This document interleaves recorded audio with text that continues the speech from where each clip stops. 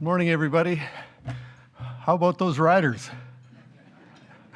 Okay, so we lost the last one. We shouldn't have, but well, as Carolyn said, good morning and a sincere welcome on behalf of the board. We really want to thank you for taking the time to join us today. And on behalf of the WCB, I want to welcome all of you that are here in person and those that are joining us by webcast online. I'd also like to welcome you on behalf of my colleagues on the board, Employer Representative Larry Flowers and Worker Rep Gary Hamblin. Guys, just stand and give a wave. Super, thanks. If you've participated in our rate-setting meetings in the past, you'll already know that we have a lot of information to cover and in a very short time. We also will have time for your questions at the end of the presentation, so please take notes down, jot them down, and save your questions till the end. There'll be lots of time at the end for your questions for sure. And of course, the question period will be open to everybody, those here in person and those that are joining us online. Of course, we understand very well that we are a rural province, and we at WCB are constantly working to increase our accessibility to you in these public meetings. This is why each webinar is equipped for customers to ask questions live. In order to keep things timely during the question period and fair to everyone here, please ask your first question, and if you have a second question or a third, save it for later so that everyone gets a chance to ask their questions.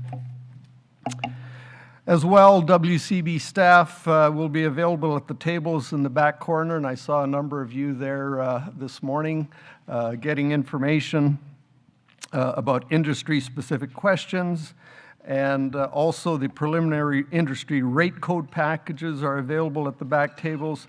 Each package contains specific rate code stats and the 2018 preliminary premium rate. We hold these meetings every year as a part of our rate-setting process. We believe these meetings are very important in order for us to remain accountable to you. This is why we also want you to provide feedback on our proposed rates.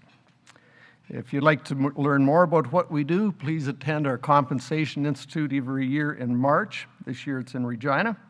And our EGMs every year in May in Saskatoon and Regina. But we'll also be holding this year rate model transition meetings in February. If you recall, we had consultation meetings about a year ago, then we had educational sessions in February of 17 this year, and now for the industry rate codes that are going to be affected by the enhanced model, we'll have industry-specific meetings in February of 2018. So we really, really do appreciate the time you've taken to be here and those that have joined us online. For many years, before becoming chair of the WCB, I ran my own business. I was also a laborer, and if you look at my hand, you'll see the notches and the fingers that are missing. Okay, there are no fingers missing, but they're a little gnarled and curled and so on, simply because I wasn't the safest guy in the meat packing plant. But anyway, I've learned from that. I've also learned that in order to be successful and profitable, when I ran my own business, you have to deliberately take active measures to ensure safety while continuing to be productive. It is because of my experience, I believe, that I feel I can relate to the many challenges that you as employers face today. I admit it's not always easy. Human nature, being what it is to look for ways to cut corners. However, cutting corners could cause an injury or cost a life. At the WCB, our vision and mission statements are about that very balance. We strive to balance the needs of employers and workers to ensure everyone's needs are met. Every single day, we work to make things better for employers and workers. We want to deliver the best possible services to our customers and to be as accountable and transparent as we can.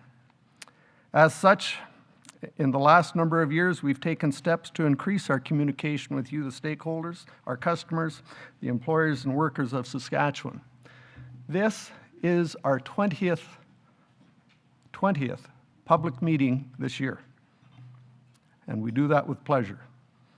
Having these public sessions, providing live webcasts, and making today's information available online after the meeting is all part of our efforts to continuously improve our service to you.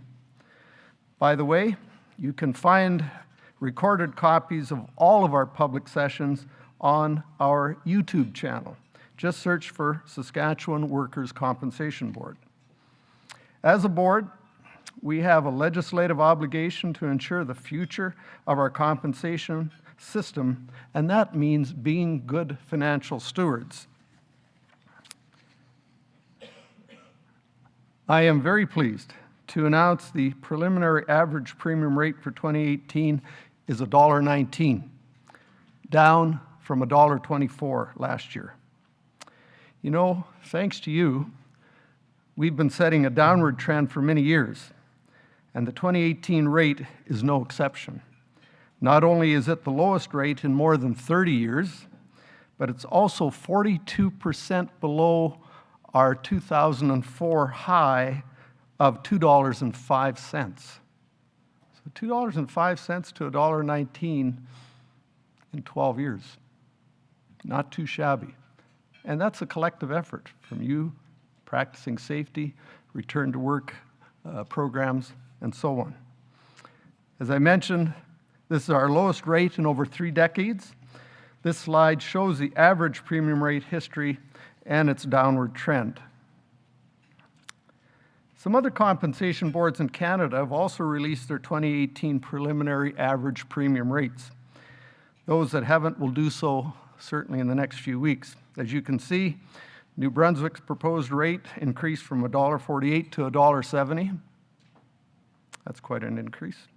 BC is proposing a drop, $1.65 to $1.55. Quebec is proposing a slight increase of 2 cents. Yukon's preliminary rate 6 cents higher than it was last year. Ontario is proposing a drop from $2.43 to $2.36. And Nova Scotia is proposing to keep the rate steady at $2.65. Again, we're at $1.19 average premium rate. We expect our rate to be the third lowest in the country, right behind Alberta and Manitoba. However, our goal is not about being the lowest. As I mentioned earlier, it's about balance. Our goal is to maintain a balance between stable rates and a fully funded compensation system. Employers can influence their industries and their individual premium rate through effective injury prevention and effective return to work programs. But of course, the least expensive injury is the injury that never happens. And to that extent, the employers in an industry work to eliminate workplace injuries impacts the industry's premium rates. Individually, employers who commit to eliminate injuries in their workplace benefit from lower premium rates through the experience rating program. In 2016, and I always love this stat, 88% of employers in Saskatchewan were injury-free. In other words, achieved mission zero. And the chair of the board and the board applaud you. Way to go. Now, to provide you with more detail, I'd like to introduce our Vice President of Prevention and Employer Services, Phil Germain. Phil will discuss why you pay premiums, how we calculate premium rates, the rate setting process, and details surrounding our enhanced rate model. So with that, ladies and gentlemen, please welcome Phil Germain.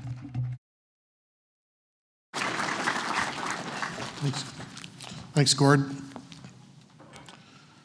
Welcome, everyone, and thank you for taking time out of your day to participate either here in person or online for this rate setting presentation. The information presented today will be made available on our website at www.wcbsas.com. Let's see, get the...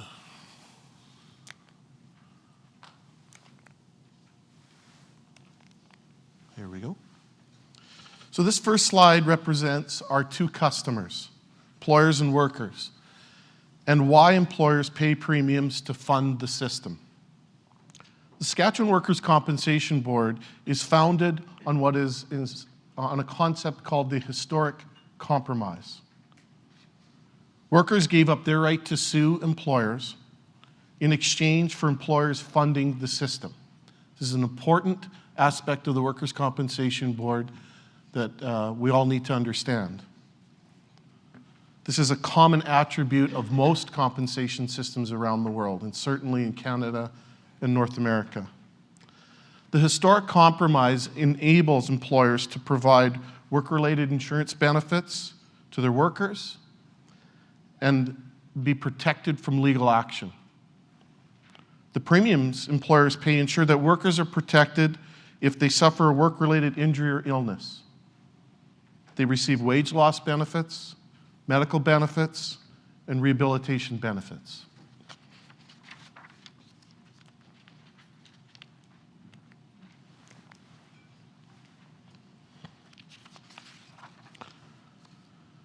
There are two key components that factor into the calculation of the premium rates that you pay: claims costs and payroll. So to determine claims costs, the costs associated with workplace injuries that have occurred in the past. So we take the costs associated with previous workplace injuries, the last 5 years, and we use that information to project the future claims costs. So that's step one. We determine what the costs will likely be in the next year. Then we need to figure out what the payroll is. So the second component that drives the premium rate is employer payroll. Payroll is collected for all workers in all industries subject to coverage under the Workers' Compensation Act. Premium rates are set based on that ratio of claims costs to payroll. That's the basic premise or the two-step process of which determining your premium rate. So costs. Where have they been? Where are they going? So if costs are one of the two key inputs in determining premiums, let's look at the recent claims costs trends. This slide shows the claims costs for the past 5 years and the projected costs for 2017. We use the previous 5 years, so 2012 to 2016, costs to calculate the projected costs for 2018. You can see from the chart that healthcare costs have been generally increasing, and however, we are anticipating a 2% decrease from 2016 to 2017. The projected decrease in healthcare costs are simply driven by fewer claims in the system. When we dive into the healthcare costs, what's interesting from 2016 to 2017 is we're actually seeing costs related to hospital fees, primary healthcare facility fees going down by 18%, which is about $2.3 million. And that is simply driven by fewer claims in the system. We're sending fewer injured workers to healthcare facilities. Also physician fees. And again, it's not that physician fees are going down, it's just fewer injured workers are needing to go see physicians, which is dropping those costs by almost 6%, which adds up to almost $660,000 in 1 year. There are some offsetting costs, some increases related to supporting injured workers, what are called non-professional health care suppliers. So things like if somebody's severely injured and they need their bathroom renovated so they can actually access their bathroom, some of those types of costs are going up. But overall, when you look at healthcare costs in general, we're actually anticipating a slight drop from 2016 to 2017. But you can see the trend here, which are the green bars. The overall trend is up year over year. The other components, so this chart also shows that compensation costs, which are the blue bars, earnings replacement, the yellow bars, and vocational rehabilitation, which are the dark little green bars on the bottom there, they're all relatively flat. Vocational rehabilitation costs represent retraining or education costs where injured workers cannot return to their pre-injury job. And as you can see there, those costs are relatively flat. The earnings replacement, the yellow bars, are the long-term wage loss costs, or survivor benefits. And they continue to be relatively stable in terms of costs. So that's one component, and the trends in terms of claim costs. So other than medical-related costs that are trending up, and from 2016 to 2017 might actually look like they might go down, all other costs remain fairly stable within the system. Payroll, which is the other factor, is steadily on the increase. So assessable payroll for the 2018 premium year is expected to rise 3.65% to $22.7 billion, up from the estimated $21.9 billion in 2016.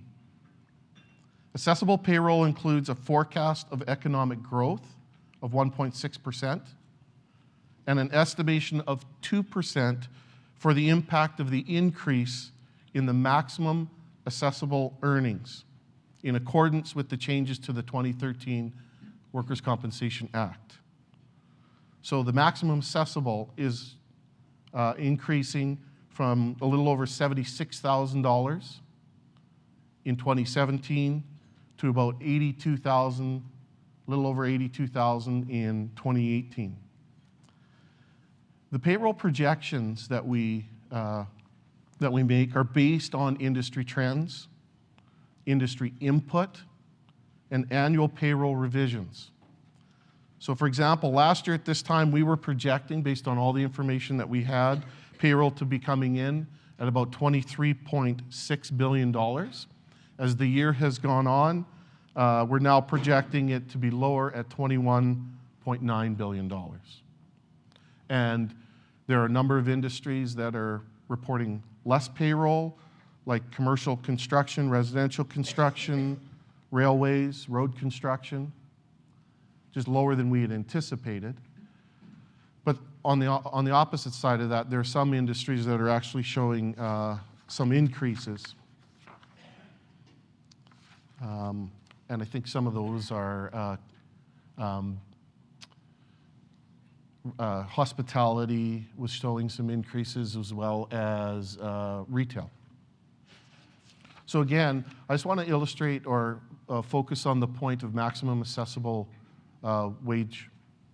The maximum assessable wage increases, they're going to continue to increase up to 2019, where it reaches a point of 165%.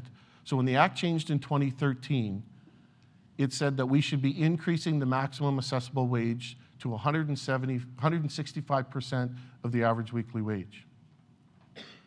We transitioned that over several years, and then the transition period will end in 2019, where we are going to reach 165% of the average weekly wage.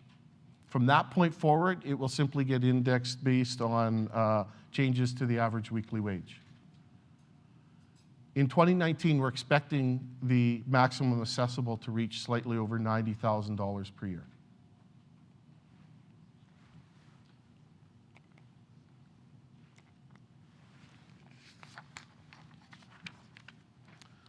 So the rate setting process, how do we get to the premium rate that you pay? It's a three-step process. The main objectives of the rate setting process are to ensure that the overall premium requirements of the WCB for the coming year are met. Premiums should cover all current and future costs for claims from employers that are operating during that year. The workers' compensation So we want to make sure that the premiums we collect cover all current and future costs for all claims that occur in that year. So that would include workers' compensation, vocational rehabilitation benefits, health care, survivor benefits, administration, safety associations, prevention. All the premiums that we collect will cover that for 2018 and any future claims costs for claims that occur in 2018. We also want to ensure that the distribution of these revenue requirements across all employers is equitable while maintaining collective liability, promoting accountability, promoting fairness, and recognizing the prevention of injuries, fatalities, and disability. The rate setting process involves these 3 steps to determine an employer's premium rate. We start with defining industry classification, grouping employers. Then we establish a rate code's premium rate, base premium rate, and then we adjust it for each employer based on their experience. So let's look at each step individually. Industry classification. Saskatchewan's workers' compensation is a no-fault insurance system based on collective liability, where all employers share liability for the workplace injury insurance program. The total cost of the compensation system is shared by all covered employers. The first step in the rate-setting process is what we call classification, which is the process where we group similar employers are grouped together to form an industry rate code. Our classification system has 50 industry rate codes. Premium rates are set for each rate code based on the collective claims experience of employers within each of those rate codes. All employers in the same rate code start off by paying the same base premium rate. So for the classification, for example, all employers in the residential industry, residential construction industry are grouped together. All employers in the commercial industrial construction industry are grouped together, or all employers in healthcare. So we try and group employers who are doing the same types of work, same industrial undertaking, into rate codes. We group them into those rate codes. The rate code model needs to strike a balance between fairness, where industry rate codes are responsible for the injuries that occur and the costs associated with those injuries, as well as collective liability, where employers are not unfairly burdened by unusually costly claims. A portion of unusually costly claims are shared amongst a larger group of employers. And I'll talk more about that concept later. Step 2 is the rate-making model, establishing the industry premium rates. WCB is funded 100% by the premiums employers pay and the investment income earned from those premiums. The premiums that we collect in a year cover all costs of the claims that happened in that year. So for example, if you have a 15-year-old that is severely injured and they're going to have ongoing costs for years to come, in theory, the rate-making model would collect enough money to not only cover the costs for that year, but all the future costs of that claim for that 15-year-old that was severely injured. An actuarial rate model is used to predict claims costs for the upcoming year that help ensure that today's employers pay for the costs of today's claims. Costs include an injury's own claims costs, as well as their portion of any shared costs. The calculation of the premium rate is simply costs divided by payroll.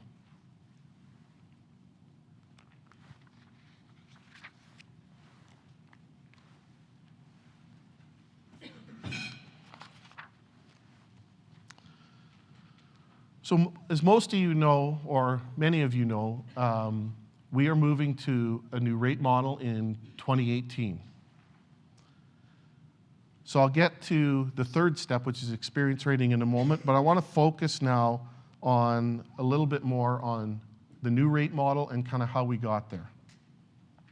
So the second step of the process in determining a premium rate, your premium rate, is based on this rate model. I'm going to now take a few minutes and go through the enhanced model as well as the steps that got us there. This slide shows a timeline of the events that occurred to get us to the enhanced model. In 2015, WCB conducted an asset liability study through an external consultant. This study incorporated actuarial asset, liability, and investment return projections and recommended that the WCB review its rate-setting model and funding policy. So through the asset liability study, so as a result of that recommendation in the asset liability study, in 2016, we reviewed the rate model. And that rate model was completed by an external actuary called Eckler. Eckler provided us with their report in September of 2016. We introduced the enhanced rate model to stakeholders during the 2016 rate setting meeting. So in October 2016, we introduced the new model. Then we conducted province-wide education sessions in November and December of 2016 so that people could learn more about that enhanced model and the proposed changes that we were making. In February and March of this year, of 2017, we provided additional education sessions that included information on the potential impact of the changes to the rate model. We wanted to make sure employers understood the impacts of the enhanced model. We also consulted with our stakeholders, with you, on how to transition to the new model, the enhanced model. Because as we changed the rate model, there were some rate codes whose premium rates were now going to go up, and there were some that were going to go down. And we wanted employers to understand the impact of the enhanced model. So the enhanced model will become effective January 2018. In early 2018, in February, we will be hosting industry sessions for those rate models, for those rate codes that will see their premium rate increase under the enhanced model. And we are transitioning those increases for 2018 only. We'll discuss the transition a little later in the presentation.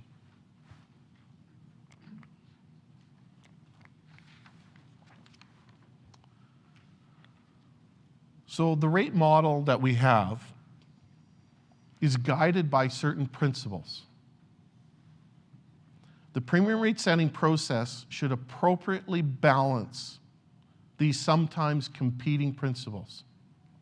The rate model should be robust and sustainable, satisfying the needs, goals, and expectations of employers, while being actuarially sound, relatively simple and easy to understand, communicate and administer, and provide for the security of benefits. The left side of the book represents the competing principles of collective liability and accountability. When we think about accountability, we also think about fairness. Premiums paid by current employers should cover the costs of their injured workers during the premium period. This principle covers intergenerational equity, meaning current employers should not be paying for claims costs generated by past employers, nor should they be subsidizing the claims costs of future employers. This also covers intra-generational equity, meaning employers that incur injuries should be responsible for the costs associated with those injuries. A fair rate-making model encourages workplace safety and effective return to work policies by financially incentivizing employers' positive behaviors towards injury prevention and return to work. Collective liability means employers as a group and those within the same industry are jointly responsible for all workers' compensation costs. Also, employers should not be excessively punished for unusually costly claims. Thus, portions of unusually costly claims are shared amongst a larger group of employers. This is the basic principle of insurance. So this is very similar, if you think about it, this is very similar to your house insurance. If you insure a more expensive property or you've had a number of claims against your policy, your premium rates are going to be higher than most. This is only fair because you are being held accountable for your costs and your experience.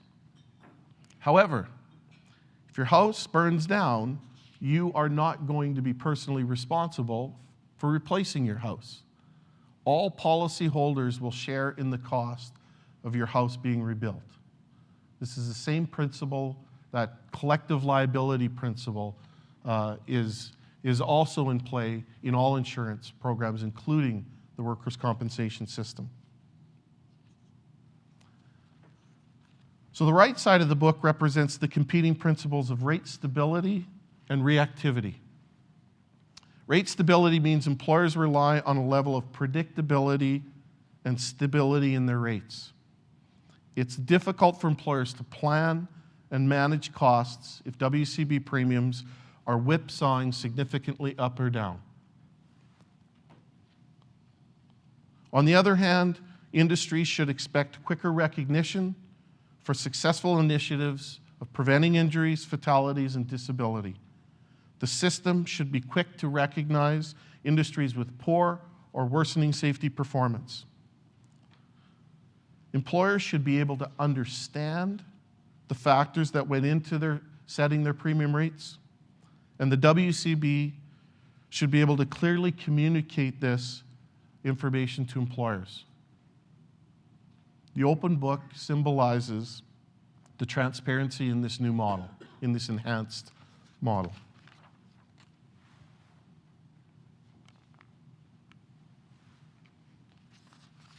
So I'm going to take a few minutes now and just provide a little more detail on the enhanced model, the rate-making model. There are, just a reminder that there's more detailed information on the WCB website. There's some webinars and documents on there that provide more detail than I'm going to provide today. But I do want to give you an overview of the key components of this enhanced model. So the next two slides provide a high-level overview of the changes of moving to the enhanced model. At its highest level, the key drivers of premium rates are still costs and payroll. The enhanced model changes the way we predict those costs for the upcoming year. So the first thing we're going to focus on is credibility of industries. The credibility of industries is the extent that you can use an industry's past experience to reliably predict future experience. In the past, we used a formula based on premiums to determine the credibility of each rate code. Under the old model, if a rate code did not have enough premiums to be deemed credible, we would supplement that experience with board experience, which, if you think about it, takes away accountability at the rate code level. Under the current classification structure, there are a number of smaller rate codes with low credibility, making it difficult to predict future claims experience. Going forward, we will be using a formula that uses cost history of the rate code to determine credibility. The enhanced model calculates credibility using claims costs over the previous 5 years. Once a rate code reaches $16.5 million in costs, claims costs, they would be considered fully credible. So that's $16.5 million of claims costs over the 5-year period. This change results in 22 rate codes having 75% or higher credibility, which is significantly better than the old system or the current system. If the rate code does not have enough claims history, we will supplement the 5-year history with the rate code's 10-year history. So for example, if you're in your rate code, if your 5-year cost history was 80% credible, we'd use 80% of the 5-year costs. We supplement that with 20% of the 10-year costs. So the costs that we are looking at are only for your rate code. We're not supplementing them with the whole system's experience, which is what we used to do in the past. This new model of determining credibility increases accountability by using an industry's own experience and achieves a reasonable balance between reflecting recent experience and reducing volatility for those smaller rate codes.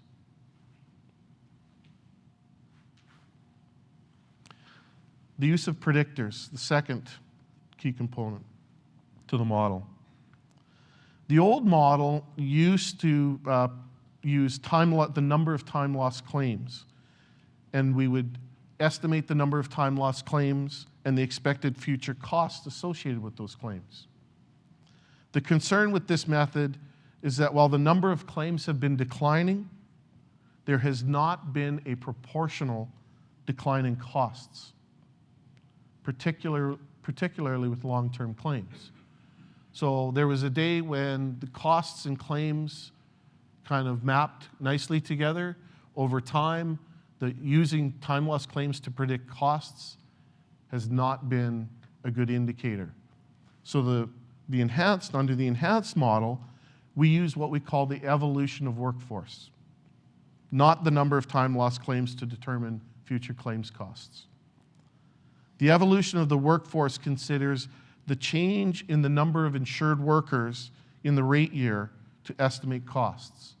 So we look at your 5-year of costs, history of costs, and then adjust it up or down depending on where we believe the number of workers are going in your rate code. For predicting you're going to have more workers, then it makes sense you're probably going to have more costs. If you're likely to have fewer workers working in your industry, then we'll predict that you'll likely have lower costs.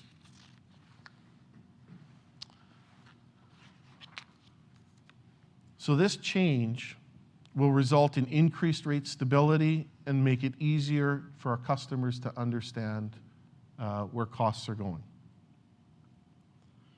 The third aspect of the model is costly claims pooling. Costly pooling is when costs are spread amongst a large group of employers. For example, certain costs may be allocated at a rate code level or amongst all employers in the system. This increases collective liability so that a group of employers are not unfairly burdened. Under the old model, we would only pool pension costs above $90,000, and we would pool those costs at the class level as a fixed percentage of payroll. So there's very limited pooling and protection against very expensive claims. Under the enhanced model, we will pool claims costs that exceed 3 times the ultimate maximum wage rate. This is a reasonable balance between industries being accountable for their own claims and collective liability for rare, high-costing injuries. Costs in excess of 3 times the ultimate maximum wage rate are pooled at the board level and allocated based on an industry's proportion of costs. The maximum assessable wage rate for 2018, like I said, is $82,627, which means the model will now pool claims above $247,881. So when you, as an employer or in your rate code, claims will accumulate costs up to that point, $247,881. Costs above that will now start to get pooled amongst all employers and then proportionally distributed based on your industry's proportion of claims and claims costs. This change increases collective liability through costly claims pooling and leads to greater rate stability by protecting employers and rate codes from the impacts of very costly claims. We have some very small rate codes in Saskatchewan, and one expensive claim can dramatically impact a rate code's premium rate. In the past, there were different methods we used to smooth that out. Going forward, it is very straightforward how we deal with this.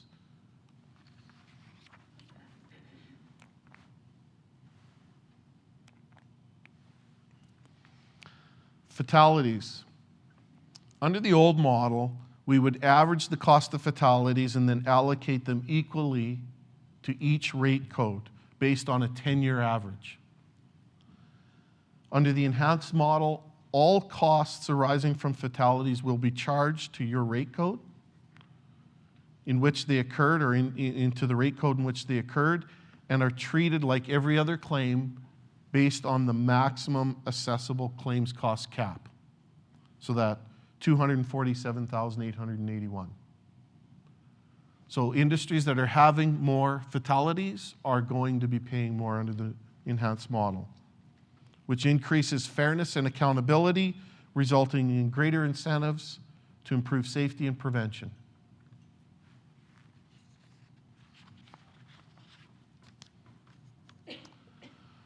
Long-term claims. When projecting future costs, the old model considered costs paid during the past 5 years for claims that occurred over the past 50 years. The enhanced model will apply all costs for the first 7 years of a claim to the industry experience. Remaining costs are then pooled at the board level and allocated based on an industry's proportion of costs. This change will result in increased reactivity by putting emphasis on recent cost experience. The enhanced model increases accountability to industries by factoring in their more recent experience. This change will also increase collective liability for old claims costs, meaning claims costs that are over the 7 years. Using 7 years of experience means that approximately 25% of costs are pooled, and so then the 75% of costs are allocated to the rate code. And the change for this, when we think about it, there are some extremely rare events that happen. I know in looking back through history, and I think we talked about this during some of the sessions we did last year, the rate model sessions. We were looking through some of the history of WCB, and at one point in time, there was a bus crash where there was over 10 or 15 employees that died in that one bus crash. And that could simply be a bunch of workers going to do a site visit or an education session. I don't recall why that happened. But you apply the cost of 15 fatalities to one rate code under the old model or the current model, that would cripple a rate code for a long time. Under the new model, a lot of those costs would be shared amongst all employers so that any one particular employer rate code are not overly burdened. And the odds of that bus crash, the past, predicting what's going to happen in the future, our old model would suggest that that bus crash might happen again. The odds of that happening in any one rate code are extremely rare. Yet we were burdening industries and employers with those costs. So I just thought I'd tell that story just to illustrate the point of how we will be allocating costs through all employers for those extremely rare occurrences and or claims that reach a certain point over above the 3 times maximum. And the last point I want to talk about is the allocation of administration costs. Under the enhanced model, we will increase the fixed component of administration costs from 10% to 30% to better align with the allocation of fixed and variable costs at WCB. Administration costs are allocated to the industry rate codes based on 30% fixed, based on the payroll. So the fixed costs will be allocated based on proportion of payroll. The 70% variable are based on industry claims experience. So fixed costs include salaries and overhead for employer services, because every employer has to register, pay premiums, so all employers use employer services. Non-operations types of costs such as human resources, IT, finance, etc. Those are our fixed costs. Variable costs include salaries and benefits for staff for administering claims, and a larger proportion of occupational health and safety, work safe and prevention. So the essence is the more you use the system, the more claims you have, the more the variable costs you're going to pay. This change represents increased fairness so that all industries appropriately share the administration and claims costs of WCB. In general, industries with lower premium rates will likely see an increase to their administration component of their premium rate, and industries with higher premium rates will likely see a decrease in their administration component. Two other aspects of the model or the report that we got from Eckler that I just want to touch on briefly that are not up here. Eckler also talked about classification, and they recommended the WCB look at the process to review its classification structure, to consider merging some lower credible industries with other potentially similar types of industries. In the sessions that we've done over the last year, we're looking at the structure and the processes that we need to properly review the classification structure. It's not an easy undertaking because if you merge, there's going to be perception of winners and losers if you're merging rate codes. If you're removing some industries out of one rate code and into another, again, there's impacts to both rate codes. So it's a process that requires a lot of analysis, thought, and ultimately consultation with the rate codes or the employers potentially affected by these changes. The other issue that Eckler touched on was experience rating, that we should be further studying the experience rating program to determine whether or not a component of the premium rate should be kind of built in. Right now, with the experience rating program, it doesn't zero out. Those surcharged and those that get discounts, it's not always a zero. The question that Eckler was asking is, whatever the costs of that difference is, should that be built into the premium rates?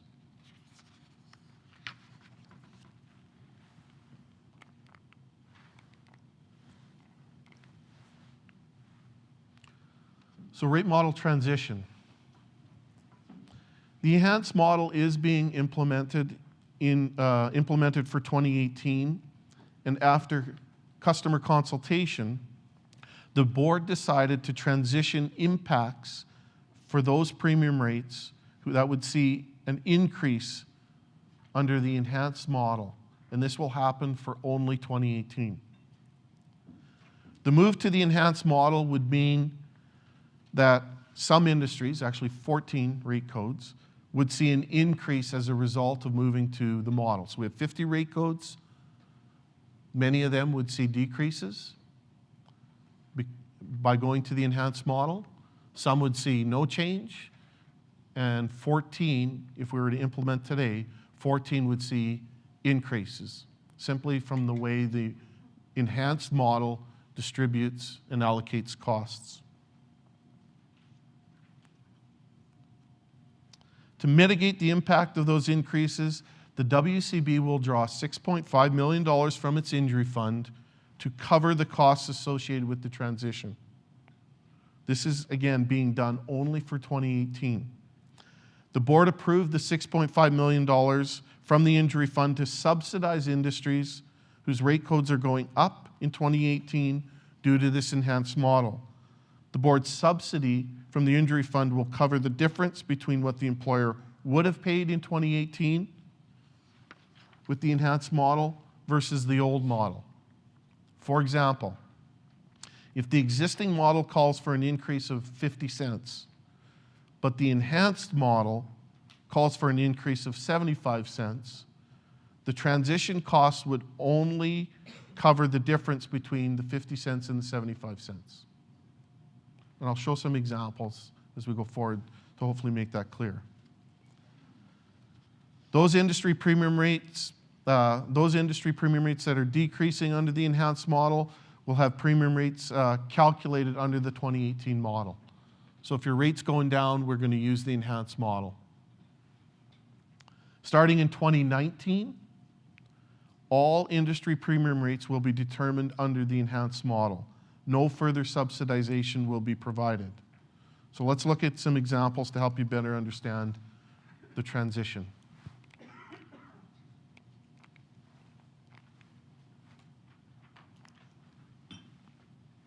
Maybe not. Okay. So this slide shows 3 examples of how the rate codes will be transitioned or can be transitioned. To be considered for the transition, the premium rate under the enhanced model must be higher than the 2017 final premium rate. The reason behind this is to give these industries some time to adjust throughout 2018 to what they could be paying under the enhanced model in 2019 and going forward. Once a rate code has been identified as a transition rate code, their premium rate for 2018 will continue to be calculated based on the old model. The following are 3 examples of what could happen if a rate code is transitioned. So the first example, the 2017 final premium rate is $1. So here. It will increase to $1.30 under the enhanced model for 2018. Transitioning means we will continue to use the old model. And in this case, it provides a premium rate that is higher than the 2017 premium rate. So the industry premium rate is $1.15 for 2018. So under both models, the industry premium rate is going up. So because the enhanced model is higher, this rate code would be considered for the transition. And because the old model, the current model, is lower than the enhanced model, we're going to go to this lower number. That's the premium rate the employer would pay. So in this case, we're subsidizing 15 cents on the premium rate for these employers. Example 2. In example 2, the 2017 premium rate will start at $1. It will increase to $1.05. Under the old model, it would have been, or under the current model, it would have been $1. So again, we're going to go to $1. So in this case, there's no change for the rate code. We're transitioning, in this example, 5 cents to all employers in the rate code.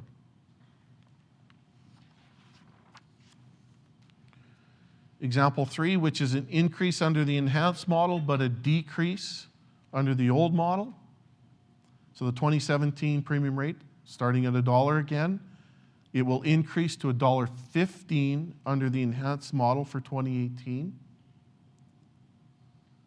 Transitioning means we would use the old model, and in this particular case, the old model is predicting a decrease.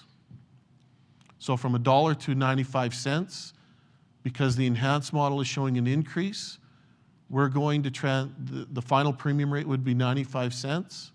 So we're actually going to transition 20 cents here.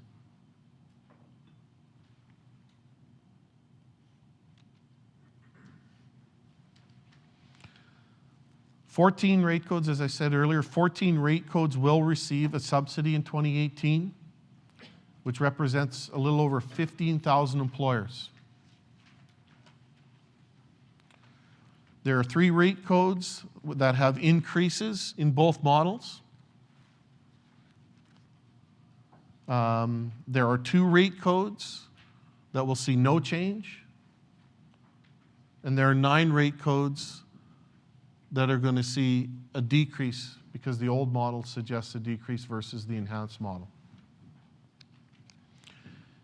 It's important to understand that these scenarios or these examples do not cover all possible scenarios. This is just the transition. There are other scenarios in which employers might have a greater decrease under the old model compared to the enhanced model. So in a situation, there are situations where, for example, you might have started at $1, the enhanced model is showing 95 cents, and the old rate might have shown 85 cents. We're going to the 95 cents because there's a decrease from last year to this year. That's the premium rate you're going to pay in your rate code. But we wanted to be very clear. There are situations in the new model for 2018 where, in theory, you could have gotten a more significant decrease had we stuck with the old model. But we are transitioning to the new model, and we need to transition by 2019. So those getting a decrease under the enhanced model will get that decrease. In some cases, it's not as much as you would have gotten under the old model, but there's still a decrease in your premium rate coming. There are 5 industries that are seeing no change under the enhanced model, but would have had a decrease under the old model. And then there are a few industries that would have seen more significant decreases under the old model, but are still seeing their premium rates go down. The other point that needs to be made regarding the transition is that for 2019, all things being equal, the industry base rate, you're going to start at this enhanced model premium rate. So if you are in this rate code, if this rate code was your example, which it's not, this is just an example, you're going to, all things being equal, in 2019, you will go from 95 cents to $1.15 because the transition will be removed. Now, we are coming out in February to meet with industries that are being transitioned so that it's very clear to them what 2019 is going to look like.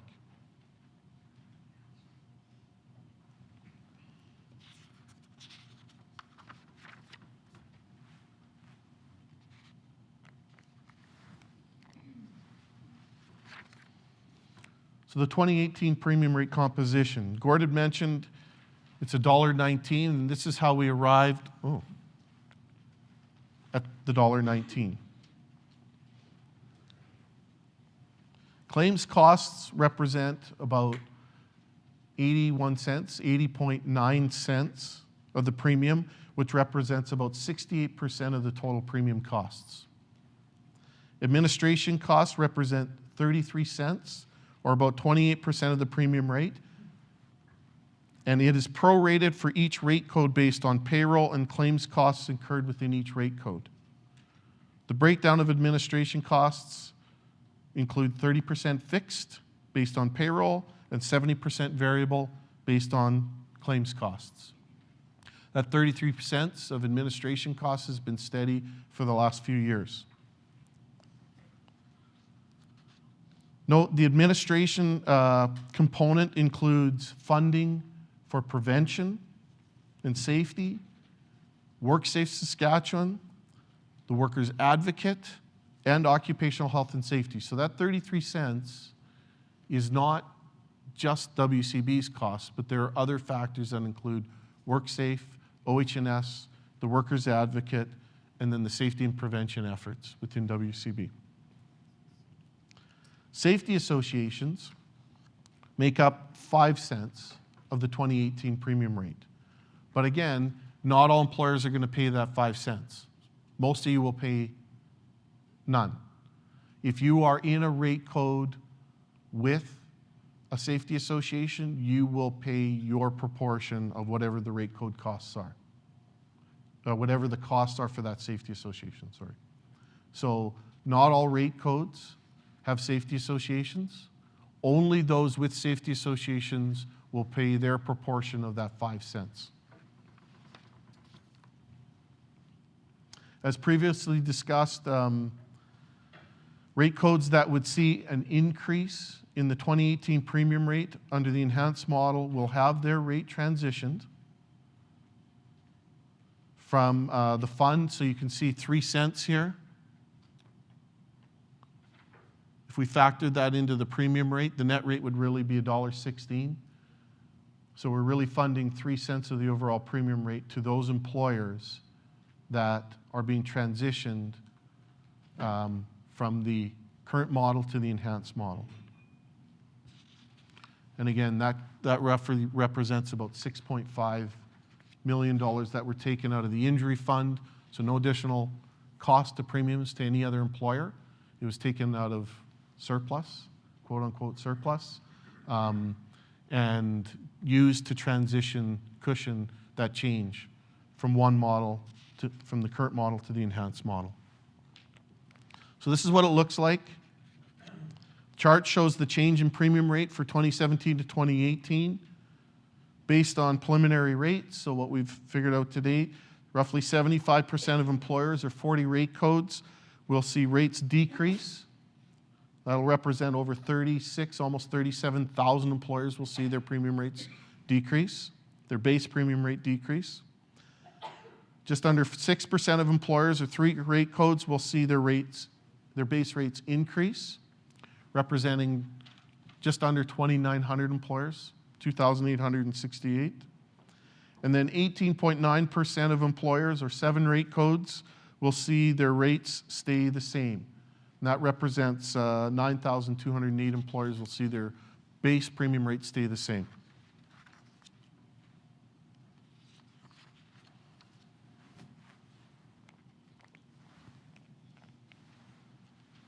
So the final step, once we have the base premium rate, we now go through the final step, which is applying experience rating. The experience rating program provides an incentive to influence positive behaviors about injury prevention, fatality prevention, and disability prevention. General rule of thumb is if your claims experience is better than your industry, you're likely going to be in a discount position. If your experience is worse than your industry, then you'll likely be in a surcharge position. Saskatchewan WCB has 2 experience rating programs. The standard program is for smaller employers, and the advanced program is for larger employers. The standard program is for employers with less than $21,000 in premiums over a 3-year period. It's based on the frequency of injuries. The maximum discount under the standard program is 25%, while the maximum surcharge is 75%. This program applies to approximately 88% of all the employers registered with the WCB. The advanced experience rating program is for employers with premiums of at least $21,000 over a 3-year period. It is a cost-based program where individual employers are compared to others in their industry or rate code. If your claims experience is better than your industry average or your rate code average, you're going to receive a discount. And that discount can be as high as 30%. If your claims cost experience is worse than the industry average, you'll receive a surcharge. And the maximum surcharge is 200%.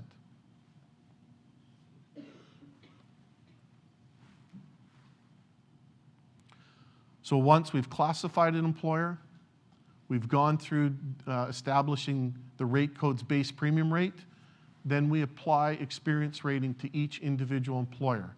Now there are some employers that are not experience rated, partly because they're either newly registered and or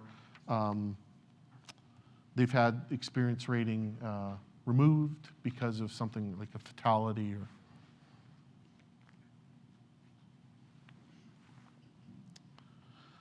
So after we apply experience rating, you can see the pie chart changes here.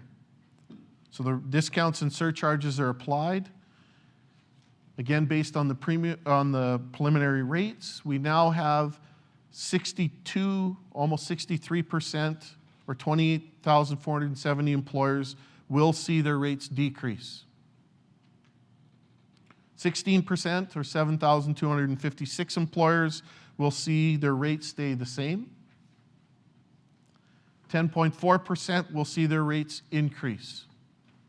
And of those employers that will see their rates increase, 5.5% will see their rates decrease less than 10.5%, and 4.9% will see their rates increase greater than 10.5%, just to give you an idea of. There are, like I said, a little over 10% of employers not eligible for experience rating in 2017. There are several reasons why an employer may not qualify for experience rating. The primary one are those employers who participate in an alternative assessment procedure for interjurisdictional trucking, where they pay premiums in their home jurisdiction.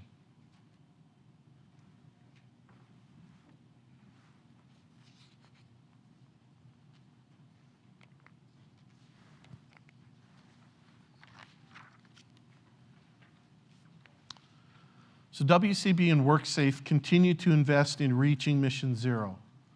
Zero injuries, zero fatalities, zero suffering. It's important to remind ourselves that employers have great influence on the premiums they pay. Implementing programs that prevent fatalities, prevent injuries, and prevent disability offer significant return on investment. A 2014 international study said the real return on investment for primary injury prevention, or preventing an injury from occurring in the first place, was 2.2. For every dollar you invest, you receive a return of $2.2.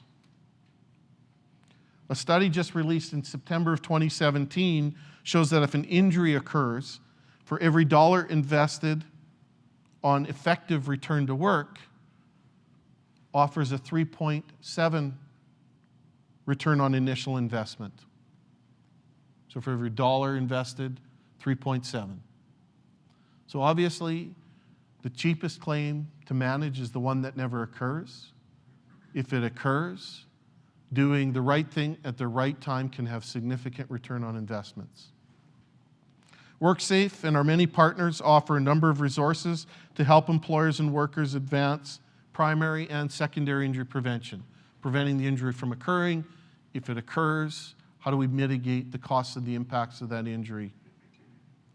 In addition to the existing resources, we are also working on new strategies to help address issues like psychological health and safety in the workplace, eliminating workplace fatalities, and trying to deal with violence in the workplace. Our partners, the industry safety associations, other partners that we have, our account managers, our prevention department, the WorkSafe website, all offer resources that can help you as an employer or unions help workers work safely every day.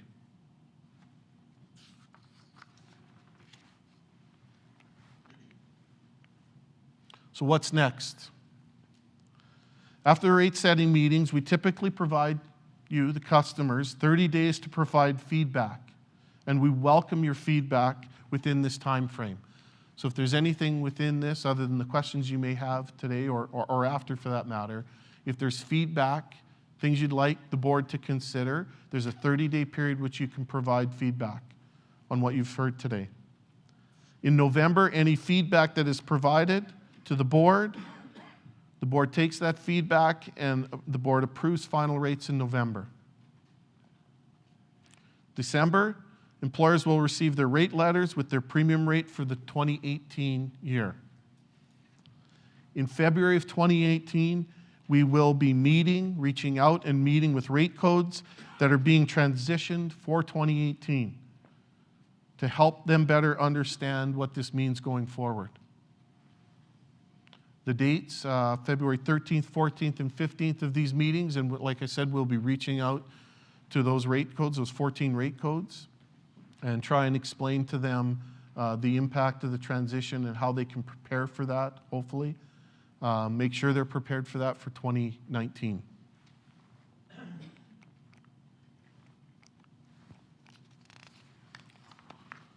So with that, reminder that if you haven't, there are industry packages for your particular rate code are available on a table at the back of the room. These packages include some rate code statistics, as well as the premium rate information for your rate code, and if applicable, any impact of the enhanced model. If you're joining us online, a link to this information will be sent shortly through our chat feature. WCB resources are available for any questions at the back with the account managers and employer services folks if you have any questions.